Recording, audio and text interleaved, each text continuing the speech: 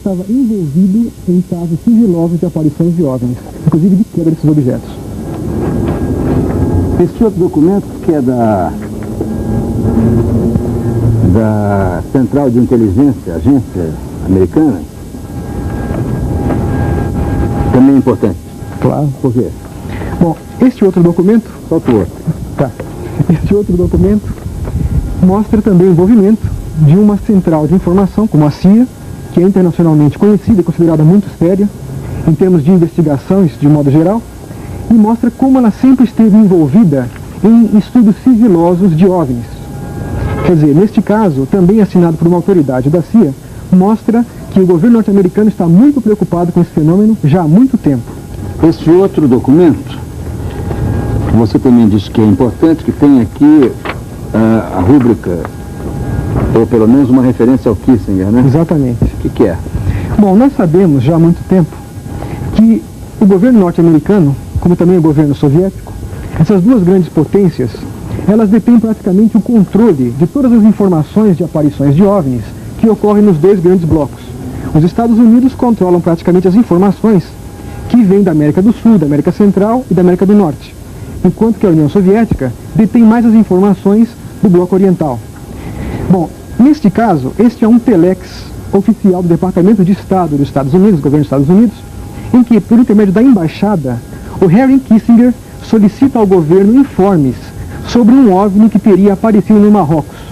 Então isso aqui é apenas para demonstrar que existe uma rede de informações sigilosa que se passa subrepticiamente entre as embaixadas, entre os consulados, entre os governos de todos os países do mundo. Mas vamos aos fatos. Vamos aos fatos. Então vai. Você está aqui por quê? Bom, eu estou aqui porque há 16 anos venho desenvolvendo estudos sobre esses fenômenos, chamados OVNIs ou UFOs, né? Como chamamos aqui no Brasil também. E estou praticamente convicto de que as Forças Armadas de todo o mundo e os governos de todos os países do mundo sempre estiveram criteriosamente envolvidos em investigações avançadíssimas sobre esses objetos, e não de agora, mas desde 1941. Ou seja, antes do caso que nossos colegas mencionaram, de 1947, que teria dado início à chamada Era Moderna dos Discos Voadores. Então vejam bem, isto aqui é um catálogo de um protótipo de uma aeronave discoide, tá? Que foi desenvolvido com o apoio do Departamento de Defesa norte-americano, após 25 anos de estudos sigilosos sobre esses objetos. Esse objeto foi desenvolvido com o apoio de civis, engenheiros civis e também de engenheiros militares. E tudo sugere que esses primeiros protótipos foram baseados em discos voadores que teriam sido capturados por Forças Armadas norte-americanas. Esses objetos estariam sendo guardados na base aérea de Wright-Patterson, nos Estados Unidos, na base aérea de Edwards, na Califórnia. De modo que estudiosos do mundo inteiro, sobretudo em próprios Estados Unidos, têm procurado atuar ou agir legalmente contra o governo norte-americano, exigindo que eles liberem informações concretas sobre se esses objetos existem ou se não existem. Este catálogo é apenas um de outros tantos catálogos, como este aqui, de veículos que vêm sendo desenvolvidos secretamente, chamado, por exemplo, esse caso, um RPV, veículos remotamente pilotados, que, ao que tudo indica, foram também desenvolvidos a partir de avaliações da propulsão de OVNIs.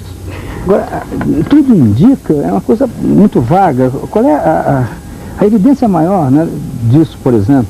Olha, Goulart, porque se eu capturo um disco voador e eu sou um cientista, quer dizer, eu tenho um agrupamento científico à minha disposição, eu já estaria utilizando isso de outra forma, né?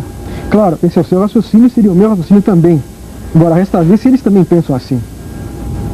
Me parece, por contatos que nós tivemos oficiosos com autoridades das Forças Armadas brasileiras, por exemplo, da Força Aérea, da Marinha e da Aeronáutica, através de 16 anos de estudos, que existem fortes motivos, fortes razões, e eu dou razão a eles, de se manter essas investigações sob sigilo. Principalmente porque nem tudo que envolve esses OVNIs é agradável e nem tudo é tão maravilhoso como todo mundo pensa. Por exemplo, nós sabemos que o FBI esteve nos últimos 10 anos envolvidos em investigações das chamadas mutilações de animais. Ou seja, animais aparecem misteriosamente mutilados especialmente nos Estados Unidos e em outras partes do mundo. E o FBI, após 10 anos de investigações, não conseguiu achar um único suspeito, nem um único culpado para nenhuma mutilação.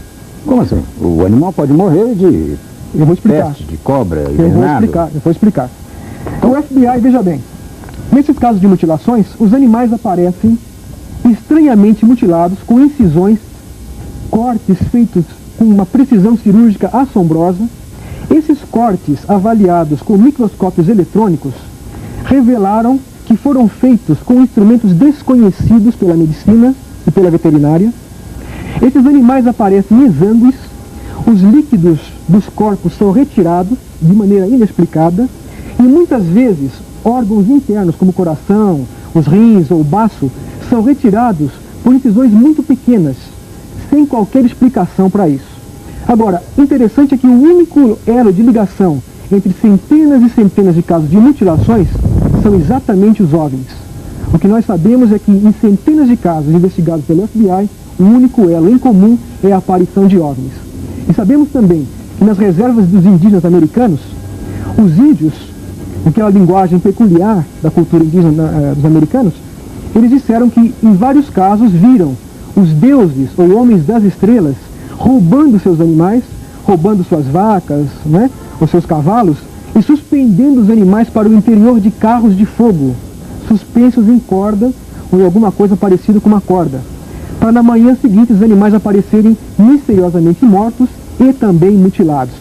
Então esse é apenas um dos aspectos nada agradáveis que aparentemente envolvem os OVNIs, e que talvez seja também um dos motivos pelos quais os militares, com toda a razão, evitam dar um parecer abertamente sobre esses episódios, uma vez que eu tenho absoluta convicção de que eles não apenas têm isso muito bem documentado em seus arquivos, como também outros casos muito mais graves e muito mais sérios, que nem eu devo divulgar e muito menos eles.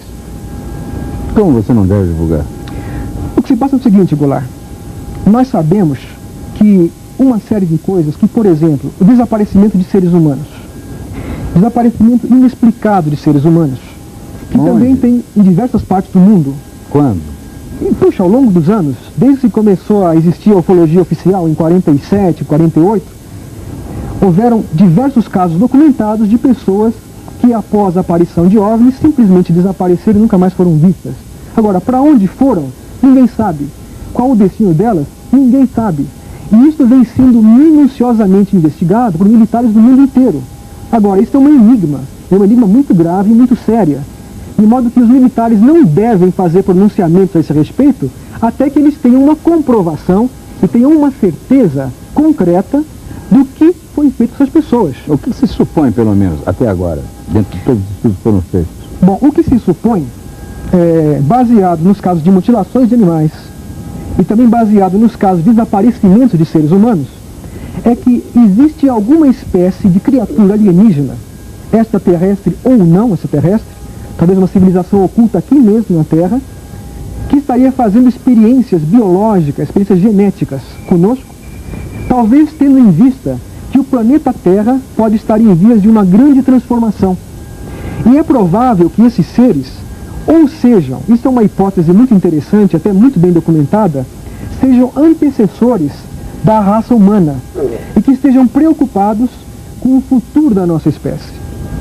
De modo que esses estudos que esses seres poderiam estar fazendo seriam preparos biológicos, genéticos, para uma raça futura que viria a sobreviver a um eventual cataclismo que, segundo muitos estudiosos, estaria iminente para esta humanidade.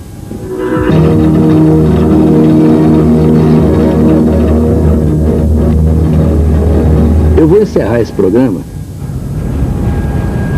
mas eu queria uma assinatura final. Então eu proponho que vocês conversem entre vocês sobre as vossas experiências. Eu vou ficar só ouvindo aqui. Ora, do ponto de vista de análise de uma coisa concreta, eu percebi que você insistiu muito nisso. Eu tenho a impressão que os colegas e outros que não estão aqui participariam talvez dessa opinião. A ufologia é uma coisa muito pessoal para quem viveu isso. Eu estou falando isso porque eu vi algo que me convenceu, embora esteja acostumado com todos os fenômenos astronômicos, meteorológicos, tudo o que eu vi realmente estava fora de... Qual é a sua atividade fora? Eu trabalho na indústria automobilística, trabalho na área de computação, minha formação em curso superior é de matemática, né? Então eu tenho alguma experiência nessa área de astronomia desde longos anos. Eu estou acostumado a olhar para o céu, mas nunca dei cabeçada em poste. Certo? Agora, o que eu queria talvez dividir com eles, acho que isso talvez seja uma coisa muito importante. Quem vê, o telespectador que está agora assistindo, poderia ficar na posição que você está, né? Querendo uma coisa assim palpável. De costas. Não dá para ter essa coisa palpável. Isso nos foi negado até hoje. O que nós temos é filmes, fotos e testemunho de pessoas acima de qualquer suspeita, como pilotos de aviação, militares, etc. Inclusive, essas pessoas que foram submetidas a uma série de testes, de ensaios, inclusive hipnose, com regressão mental, e se conclui realmente que eles passaram por experiências realmente estranhas. Isso tudo são provas do fenômeno em si. Fala de um caso. Deixa eu citar um caso. Um o caso. famoso caso de Barney Beth Hill. Em 1961, estava voltando de uma viagem de férias, lá próximo de Nova York, New Jersey, etc. Naquela área. Eles foram acompanhados por um objeto,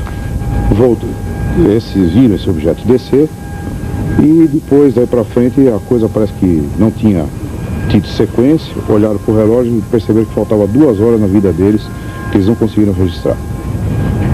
A coisa parou aí. Foram procurar um especialista, o Dr. Benjamin Stein, um psicólogo, e esse homem, com muita habilidade, conseguiu trabalhar com eles na nível de hipnose, e entre outras coisas, para encurtar o assunto, os dois estiveram dentro da nave, no solo, não viajaram com isso. E lá dentro foram submetidos uma série de exames, de testes e tudo. Entre eles um teste em que fizeram na Beth Hill, uma perfuração no abdômen dela, que hoje nós chamamos de laparoscopia, em que eles na nave indicaram que ela estava grávida. Então, havia um processo de gravidez em Isso em 40 e... Não, em 61. 61. Mas o ponto mais importante é que ela conseguiu conversar com o comandante desse objeto, e ela viu um mapa estelar na parede. E o comandante perguntou a ela: você entende? Você pode localizar onde nós estamos? A língua provavelmente é uma língua mental, porque ela traduz tudo isso a nível de hipnose. Não se sabe se foi dito em inglês ou se ela compreendia telepaticamente o que ele dizia. Isso ficou meio nublado, né? Mas havia uma compreensão, havia uma comunicação. Então ele perguntou para ela se era possível ela dizer onde nós estávamos naquele mapa. Ela disse que não. Então ele fechou o mapa. Ela falou: não, um momento. Tem pessoas na Terra que conhecem isso. Quis até levar aquilo de volta. Então ele ainda teve, em alguns momentos ele mostrou um mapa com linhas ligando pontos, né, no céu. Era um mapa muito bonito, de efeito tridimensional.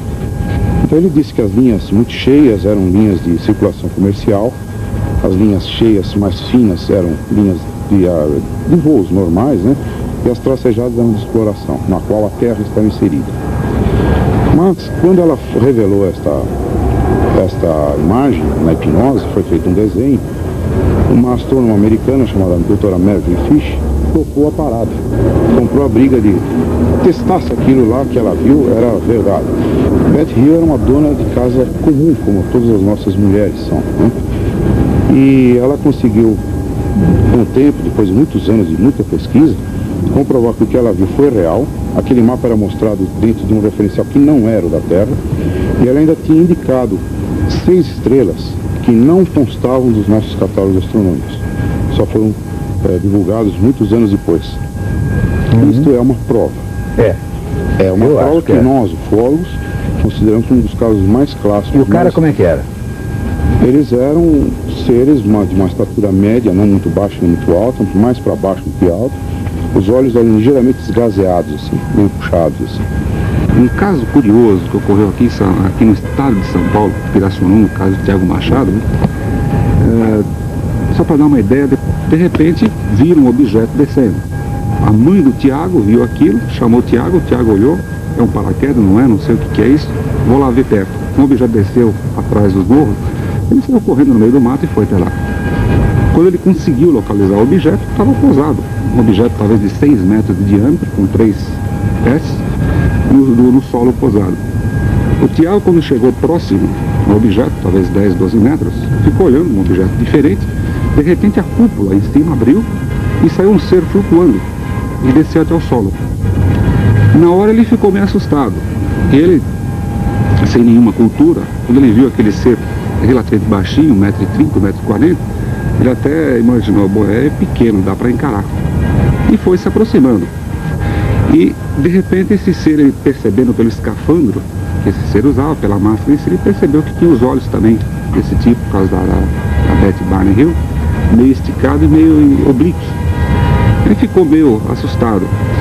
Ele puxou um maço de cigarro do bolso, acendeu o cigarro e, na ignorância dele em si do que estava acontecendo, ele não fazia ideia frente ao que ele estava, ele ofereceu o cigarro, jogou massa de cigarro para o ser. O ser deu um passo para trás, abaixou a mão, aquele maço flutuou numa posição de uns 30 centímetros, grudou na mão do ser, ele encostou na perna, não se sabe se ele enfiou no bolso ou não, porque aparentemente não deu para ver, o maço desapareceu ali. Logo depois, os familiares, mais um para morrer de câncer lá. Os familiares do Tiago foram atrás dele. De repente, aquela multidão toda foram se aproximando. Quando os seres desse objeto perceberam que estava a multidão se aproximando, o ser voltou sempre de costas para o Tiago, sempre de frente para o Tiago, de costas para a nave, flutuou e entrou na aeronave, nessa nave. O Tiago ainda imaginou de querer entrar nesse objeto.